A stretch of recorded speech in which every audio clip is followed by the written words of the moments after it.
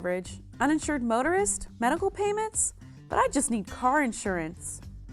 Purchasing car insurance seems simple enough, but when you really start shopping, it can feel overwhelming. Let's break down the 4 basic coverages of the standard personal auto policy. Liability coverage. Liability coverage provides you with the coverage you need in the event that you're at fault in an automobile accident. This coverage offers 2 types of protection: coverage for injuries to other people and coverage for damage to someone else's property while you or a family member are operating any automobile. So, if you accidentally hit someone else's car and injure the other driver, your liability coverage would pay for not only the covered damages to their vehicle, but also for the medical expenses related to their injuries.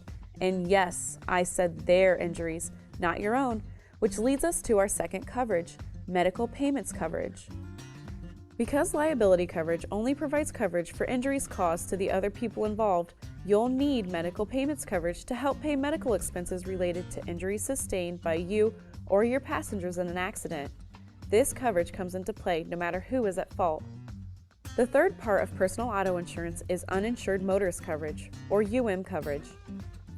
UM coverage protects you if you're involved in an accident with someone who breaks the law by not carrying their own auto liability insurance.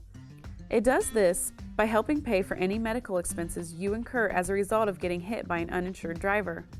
And although it may not sound fair, these types of accidents do happen. According to statistics, nearly 1 in 7 drivers on the road is uninsured, which makes protecting yourself an absolute necessity.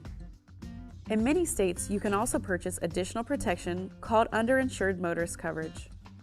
Underinsured motorist coverage provides you with additional protection for when the other driver has insurance coverage, but just not enough to fully cover all of your medical expenses. By now, you may be wondering how you're going to pay for damages to your own car.